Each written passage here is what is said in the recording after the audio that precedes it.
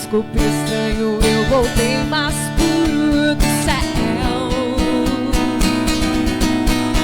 Sempre estar lá e ver ele voltar. Não era fácil mesmo, mas estava em seu lugar. Sempre estar lá e ver ele voltar. O tolo teme a noite, como a noite vai temer o... Olá, sejam muito bem-vindos e bem-vindas ao Z Cultura de hoje. E nossa convidada é Maria de Fátima de Souza da Silva. Ela tem 27 anos, é engenheira agrônoma e é natural de Imperatriz do Maranhão. Seja muito bem-vinda, Tina, ao Z Cultura. Muito obrigada. Eu te conheci cantando com o pseudônimo de Tina Mel. Sim. O que aconteceu com a tua música e com Tina Mel? Então, eu queria agradecer primeiramente a oportunidade de estar aqui. Eu quero dizer que é muito importante esse momento que vocês fazem aqui para todos os convidados que vocês chamam, né? Já chamaram várias pessoas e eu agradeço por eu estar na lista e estar aqui hoje. Muito obrigada. Então, às vezes você falou aí Maria de Fátima, pode soar diferente quando focar aqui a imagem na pessoa, né? Maria de Fátima é o meu nome que eu ganhei quando eu nasci, né? E Tina foi um apelido que eu adquiri na escola ainda, no tempo de escola. Então veio de lá comigo. E o Mel a gente agregou quando eu comecei a cantar, né? Comecei a cantar lá pelos 13 anos, profissionalmente aqui mesmo em Tailândia. Então nessa época eu já tinha o Tina. Aí para agregar veio o Mel. Mas hoje eu não uso mais o Mel, é só a Tina. E a minha família me chama de Fátima, mas os amigos que já me conheceram depois da música, todo mundo me chama de Tina. Então pode chamar do jeito que vocês quiserem, não tem problema. E essa questão da música, como é? Você está cantando, estás cantando, não está cantando mais, então, só canta em casa? A minha relação com a música, ela sempre foi assim, né? Eu sempre briguei muito com esse meu lado da música, né? Eu comecei a cantar muito cedo, com 8 anos eu já comecei a cantar na igreja, né? Então de lá, pela influência do meu irmão, que é músico, que é produtor, a gente veio desenvolvendo alguns trabalhos, né? Então, profissionalmente, o primeiro CD, o primeiro trabalho que a gente fez foi com 13 anos, foi um voz e violão, né? E a partir daí a gente fez esse teste e o pessoal de Tailândia gostou e a gente começou a desenvolver outros trabalhos e eu comecei a cantar na noite, né? E eu levei isso até mais ou menos quando eu estava na faculdade, então 23, 25, eu tô com 27, né? Ainda quando eu estava na faculdade eu ainda fazia a música ao vivo lá nos bares em Paraupebas, porque ajudava também na minha renda, me ajudava a me manter. O meu irmão também, que sempre foi meu braço direito, estava lá nessa época, então a gente caminhava junto. Depois eu comecei a me ocupar mais na faculdade, estava tomando muito meu tempo e eu estava lá para estudar. Então eu deixei a música um pouquinho de lado e me foquei em terminar o meu curso, né, de graduação. E depois disso eu me reencontrei com a música agora, depois de um tempo parada, me reencontrei agora no ano de final de 2020 para início de 2021, me reencontrei com a música. O mundo musical, ele é muito competitivo? É bastante competitivo.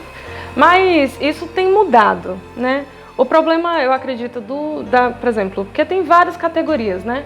Tem a pessoa que ela canta no meio religioso, que eu acredito que apesar de ser um meio religioso, é mais competitivo para o cantor, né? Do que de quem é do meio secular.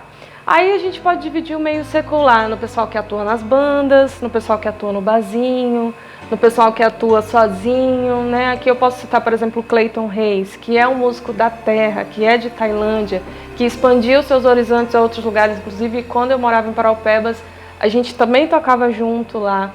Então, o competitivismo assim, dos músicos, ele varia de acordo com o segmento que você está inserido, né? Mas é sim um meio competitivo, principalmente na questão dos valores, né? Às vezes a gente fala que o músico X suja o mercado, porque ele vai lá e toca por um valor mais barato, um valor mais baixo, e isso acaba atrapalhando a concorrência entre os colegas, né? Mas essa questão do competitivismo entre os músicos, ela varia muito também da localidade, né? Tem muito lugar que as pessoas que trabalham na música, elas são muito unidas, elas trocam figurinhas, trocam equipamentos, então não tem muito essa rivalidade.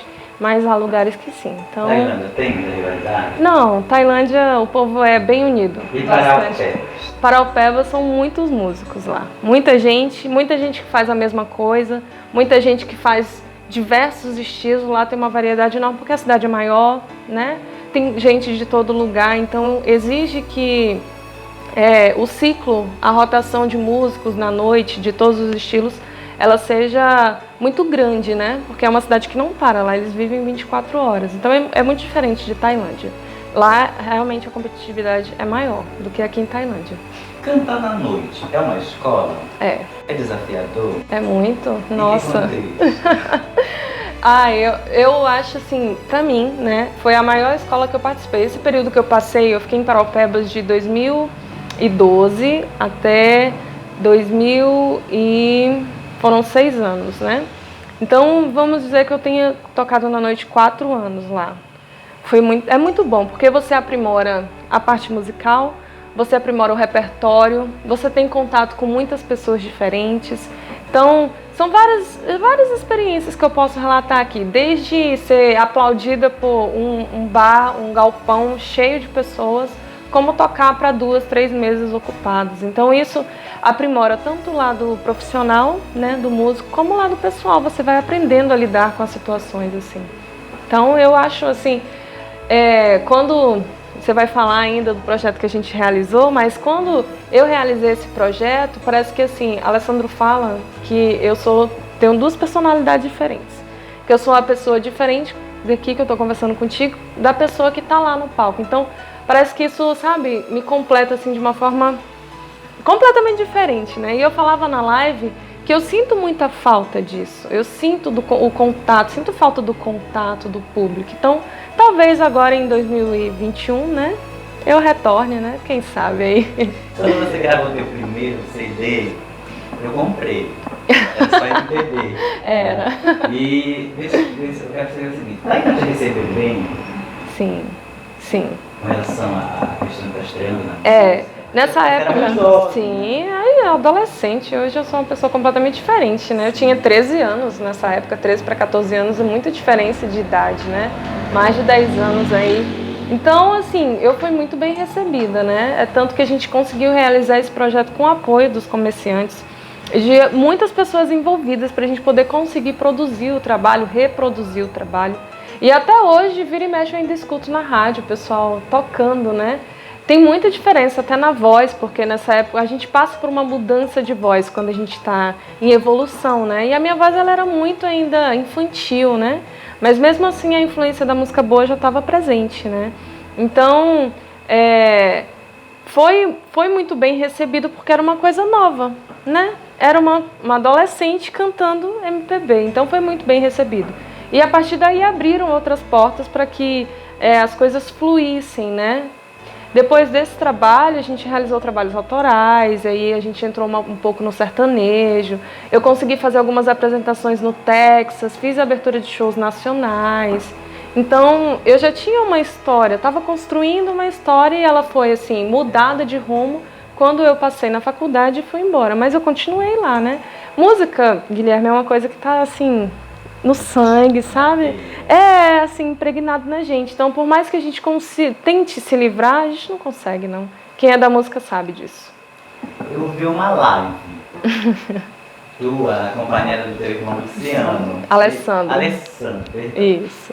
E a gente vê que você amadureceu muito enquanto cantora. Como pessoa também, né? Também, eu acho perfeita quando você canta Merlin, certo?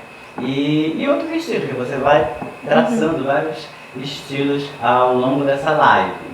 E pensando nessa live, o projeto da Lei Aldir Blanc, né?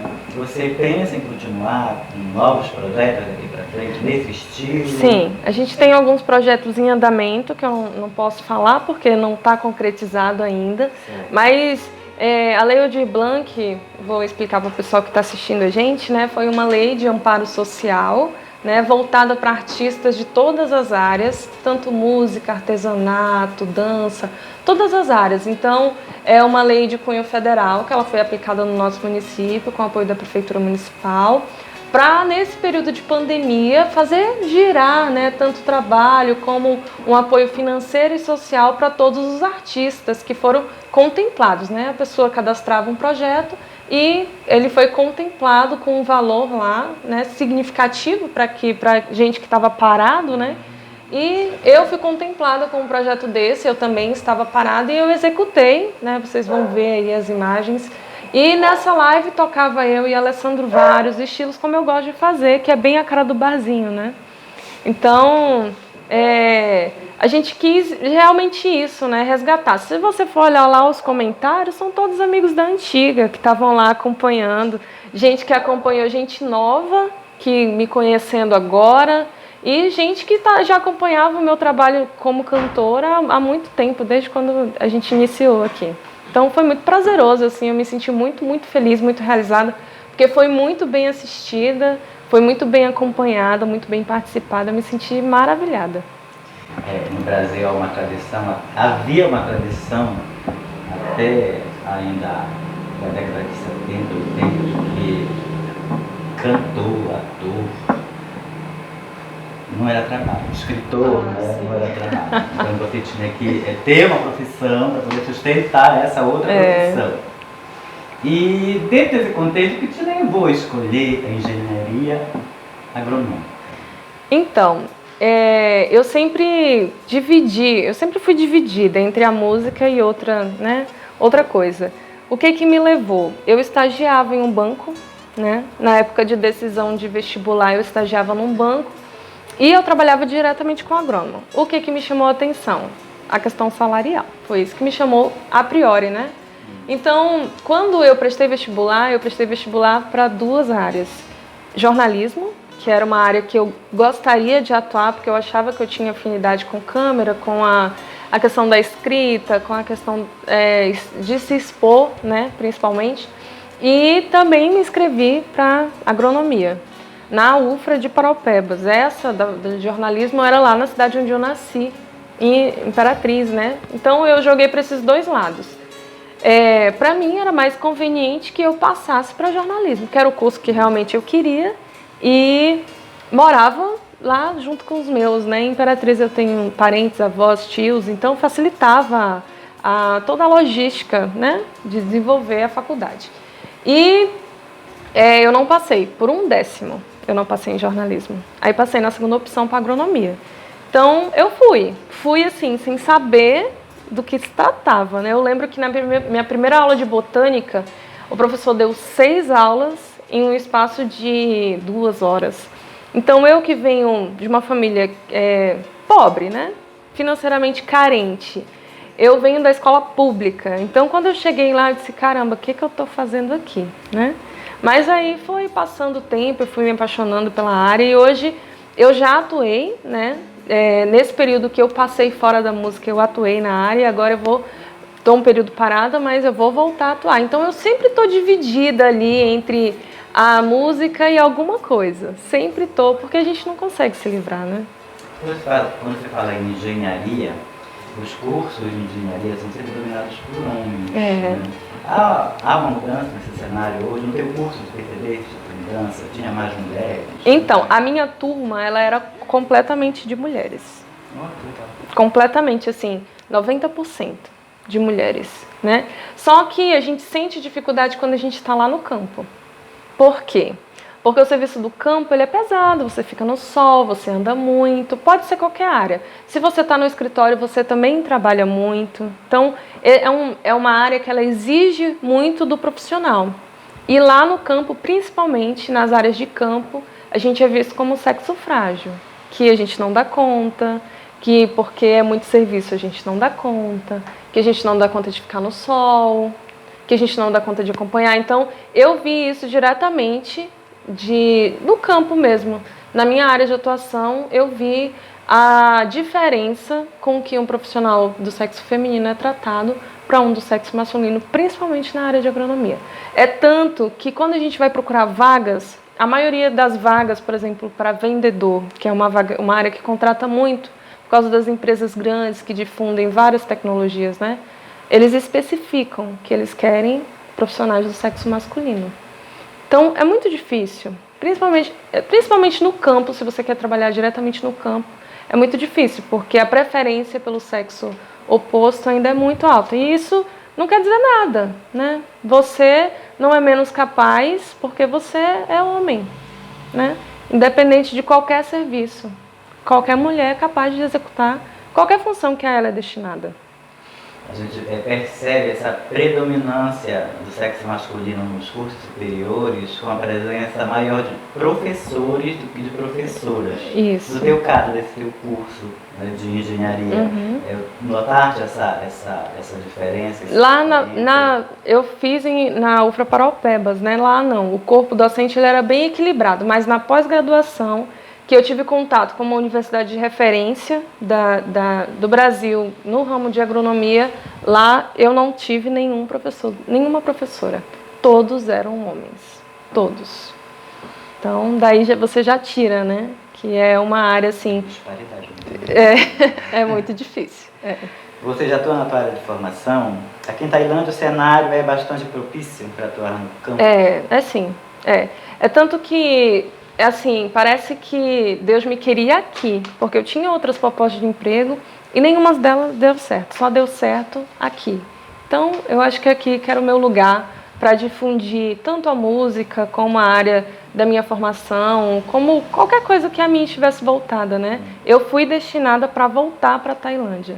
E aqui é um cenário bem promissor, bastante mesmo. Como engenheira agronômica, como é que tu analisa o cenário, né, no Brasil, que ele é tão... tem uma tradição agropecuária, né, e a indústria é muito grande. Exatamente. Está expandindo, está em expansão. Essa questão, assim, questão de expansão, a gente é o celeiro do mundo. Principalmente aqui na Amazônia. A gente é o celeiro do mundo. Nós somos o segundo maior produtor de soja e de milho do mundo. A gente só pede para os Estados Unidos, né?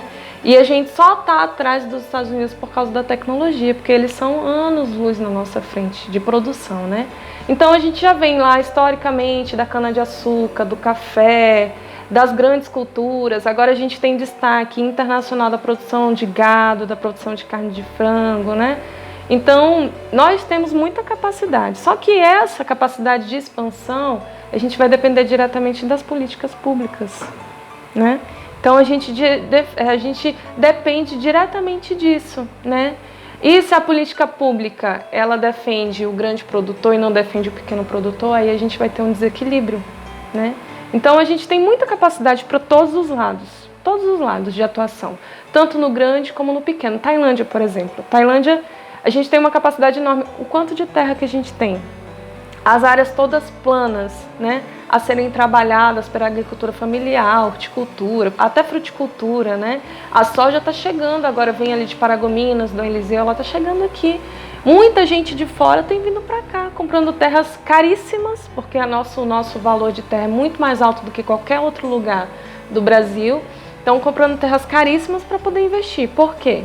Porque algum fruto dá, né? Então a gente certamente tem muita capacidade, não só aqui em Tailândia, no Pará, mas todo o Brasil, de explorar toda a diversidade que a gente tem. A Amazônia, por exemplo, né? Quantas essências, quantas coisas que a gente tem que podem beneficiar vários ramos, o ramo de indústria, de saúde, né? Então a gente depende, essa expansão, ela depende, além de depender dos grandes, que é quem comanda, quem mantém o valor financeiro, também depende das políticas públicas para que esse dinheiro ele esteja direcionado para o lado certo, né? Segunda-feira você comemorou o Dia Internacional da Mulher.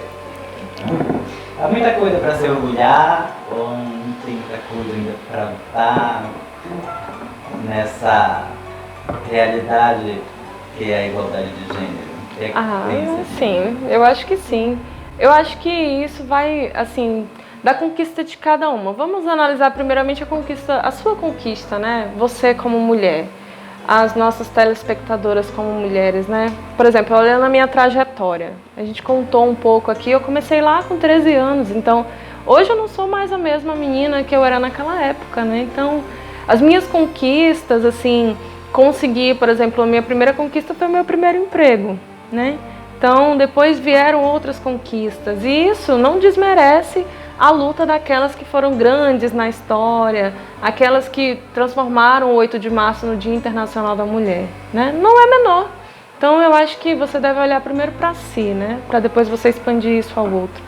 Então eu, como mulher, eu me orgulho muito da pessoa que eu me tornei hoje. E eu quero me tornar mais.